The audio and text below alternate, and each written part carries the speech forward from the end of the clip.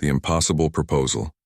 The emergency beacon's shrill wail echoed through the massive halls of the Stellar Federation headquarters, cutting through the usual diplomatic chatter like a knife. Within minutes, representatives from across the galaxy had assembled in the crisis chamber, their varied forms creating a rainbow of alien biology under the soft blue lighting. High Chancellor Vextar, a towering being whose crystalline body reflected the chamber's emergency lighting in scattered prisms, stood at the center podium. His usual calm demeanor was replaced by something the seasoned diplomats recognized as barely controlled panic. The crystal formations along his spine pulsed with urgent orange light as he activated the holographic display. Fellow beings of the Federation, Vextar's voice resonated through the universal translators, carrying an undertone that made even the most composed species shift nervously. We face a crisis unlike any in our recorded history. The architect maze in the Kepler void has malfunctioned. The chamber fell silent. Even the Gosari, known for their constant chittering communications, went completely quiet. The architect maze was legendary throughout the galaxy, an ancient structure left behind by a civilization so advanced that their technology was indistinguishable from magic. For 10,000 years it had remained dormant, a monument to a species that had vanished before most current civilizations had achieved spaceflight. The holographic display flickered to life, showing a three-dimensional map of the Kepler void sector. What should have been empty space was now filled with a massive, writhing structure that seemed to bend light around itself. The maze had grown from its original size of a small moon to something that dwarfed entire planets.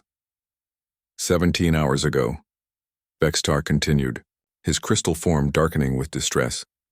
Long-range sensors detected massive energy fluctuations from the maze. Since then, it has expanded by 400% and shows no signs of stopping. At current growth rates, it will reach the inhabited Proxima colony within 6 standard days. Delegate Zanti, representing the technologically superior Nexians, raised one of her 6 arms. Her metallic exoskeleton gleamed as built-in sensors whirred and clicked, analyzing the data in real time. Our deep space analysis confirms the Chancellor's assessment. The maze is not just growing, it's actively consuming space-time itself. The energy readings are beyond our measurement capabilities. A collective shudder ran through the chamber.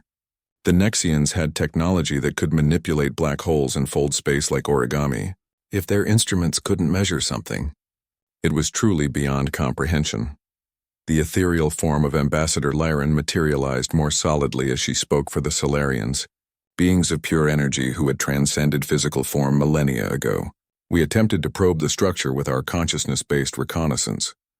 The maze rejected our presence. It's as if the very concept of our existence is incompatible with whatever force now controls it. Chancellor Vextar's crystal formations pulsed more rapidly. The situation grows worse.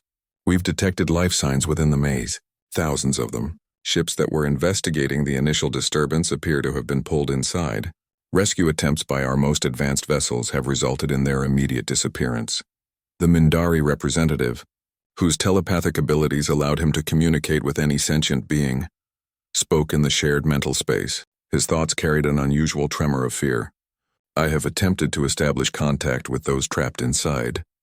Their minds are fragmented. They speak of corridors that exist in 7 dimensions simultaneously, of gravity that flows like water, and of time that moves in spirals rather than straight lines. Most have descended into madness. Dr. Kelthavar, the Healer Guild's chief xenobiologist, analyzed the readings on her organic computer tablet, which was actually a symbiotic organism. Her 4 eyes blinked in sequence as she processed the information. The psychological profiles of the trapped beings show complete breakdown of spatial reasoning, temporal awareness, and logical processing. Even our most advanced mental conditioning cannot prepare a mind for the impossible geometries within that structure. What exactly are you asking of us? The question came from General Brox, whose warrior species, the Chromax, had never backed down from a fight in their entire recorded history. His massive frame, covered in natural armor plating, somehow seemed smaller as he stared at the holographic maze. Chancellor Vextar's entire crystalline body dimmed. The maze can only be shut down manually from within. Our best scientific minds have analyzed every possible approach.